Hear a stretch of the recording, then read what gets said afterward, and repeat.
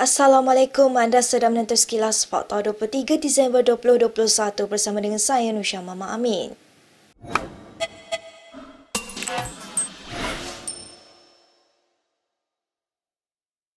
Rosmah Mansor menyifatkan dakwaan perbualan telefon yang bocor antara dia dan suaminya Najib Razak sebagai benar-benar mengarut. Rosmah berkata demikian dalam pemeriksaan balas Timbalan Pendakwa Raya Gopal Sri Ram dalam perbicaraan kes rasuahnya hari ini. Rakaman audio tersebut yang dikenali sebagai klip Can I Advise You Something dimainkan seketika dalam mahkamah apabila Sri Ram meminta Rosmah mengenal pasti suara di dalam rakaman itu. Rosmah bagaimanapun menafikan suara itu miliknya dan tidak bersetuju bahawa dia telah menasihatkan Najib mengenai pelantikan penjawat awam.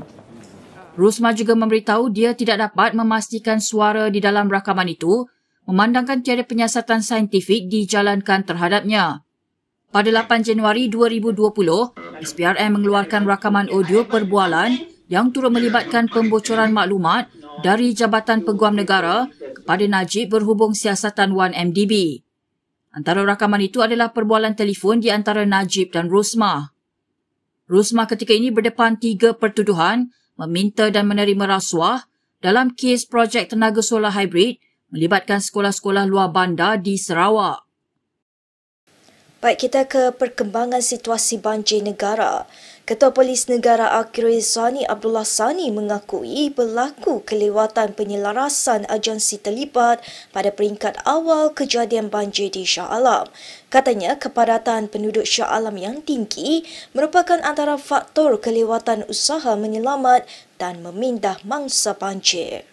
Dan kita dapati bahawa di Shah Alam ini, mangsa-mangsa banjir ini kebanyakannya berada di rumah-rumah teres, sama ada 1 tingkat atau 2 tingkat, dan di rumah-rumah apartmen, rumah-rumah pangsa.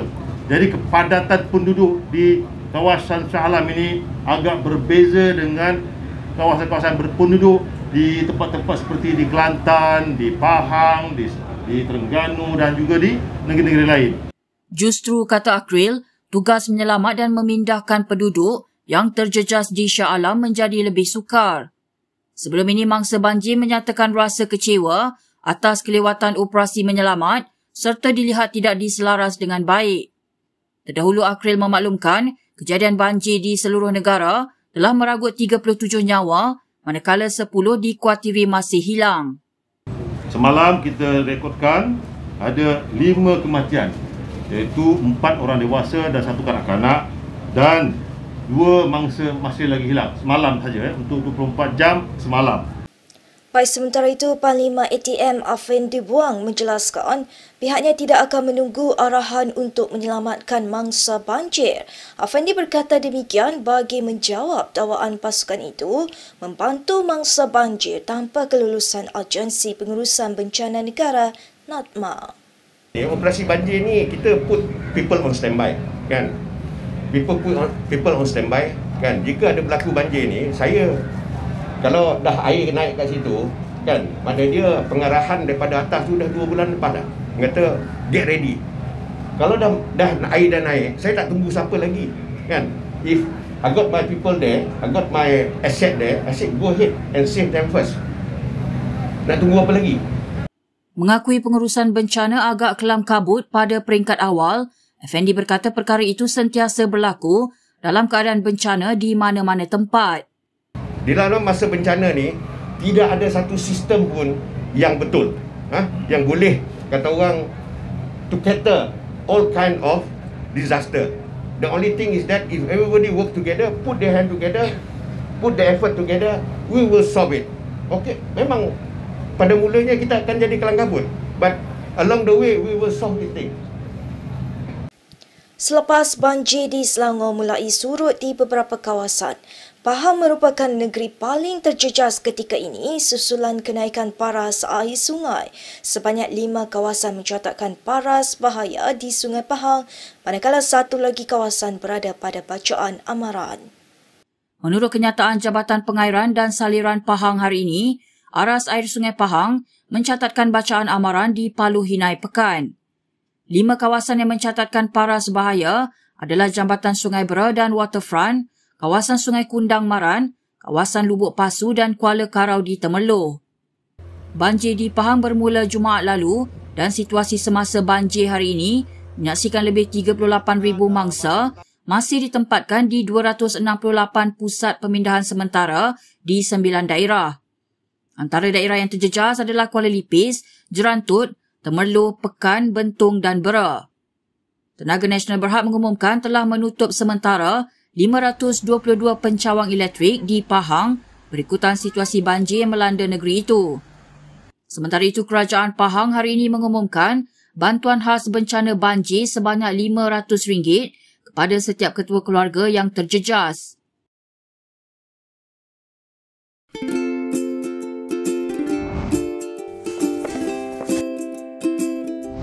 Shellfish, red meat, and beer.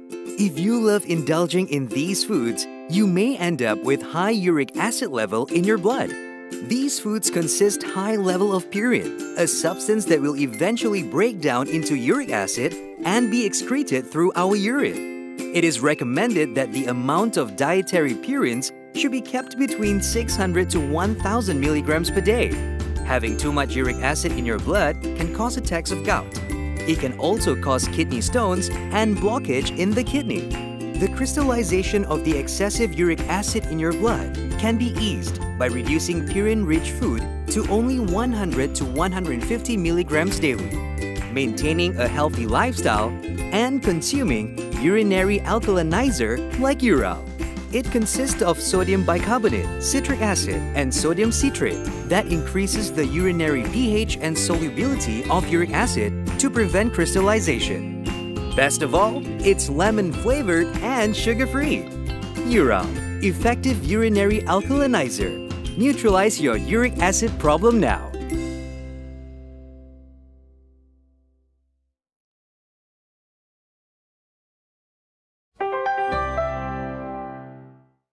Baik, kita ke perkembangan yang berikutnya. Lim Kit Siang mendesak Perdana Menteri Ismail Sabri Yaakob supaya menjelaskan siapa sebenarnya yang bertanggungjawab ke atas MKN di Selangor. Kesaan Ahli Parlimen Iskandar Puteri itu dibuat ketika kemelut mengenai tindak balas menyelamat yang gagal diselaraskan di negeri itu paru-paru ini. Katanya dakwaan Menteri Pembangunan Usahawan dan Koperasi, Noh Omar, bahawa dia masih pengerusi MKN Selangor menimbulkan persoalan. Menteri Besar Selangor Amiruddin Syahari pada 21 Disember lalu berkata, dia menyambung semula tugas sebagai pengerusi MKN Selangor dan menyalahkan tindakan lewat bantuan banjir di negeri itu berpunca daripada dia tidak dilantik ke jawatan itu lebih awal. Bagaimanapun Noh membidas Amiruddin dan menganggap dia keliru dengan struktur MKN. Kata Lim, teka-teki seperti itu tidak diperlukan ketika pelbagai pihak berdepan dengan bencana banjir yang setakat ini meragut hampir 40 nyawa.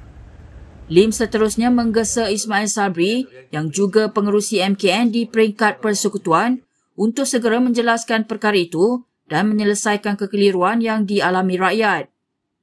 Lim turut mengulangi kritikan yang dibuat bekas Menteri Kanan Rafidah Aziz dan pemimpin Bersatu Rais Hussein Muhammad Arif berhubung kelemahan tindak balas NADMA.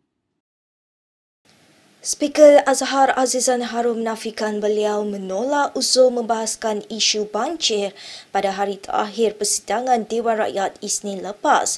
Azhar menjelaskan bahawa bagi hal-hal tergempar, satu usul di bawah peraturan Majlis Mesyuarat perlu dibuat sehari lebih awal.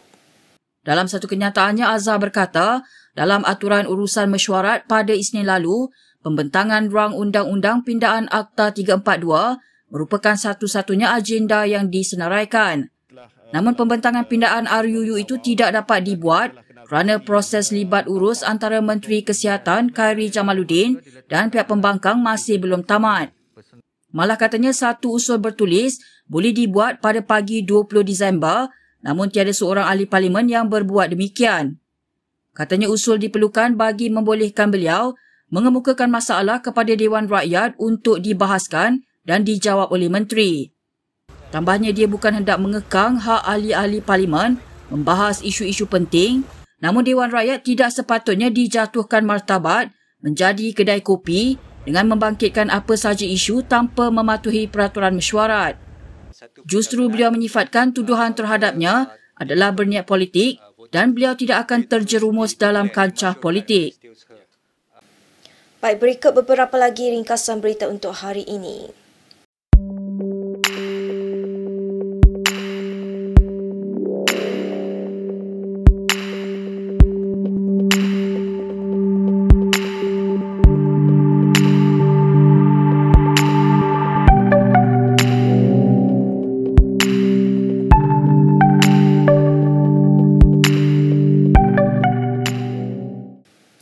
Sekian sahaja daripada saya, Nursyah Mama Amin untuk Sekilas Fakta. Untuk lebih banyak berita, anda boleh melayari kinitv.com. Anda juga boleh mengikuti kami di Instagram, Twitter, YouTube dan Facebook. Salam hormat dan jumpa lagi. Everyone wants to see these scenes bigger. That's why we've got bigger TVs for everyone to enjoy them bigger. Watch colors come to life on a large screen. LG NanoCell.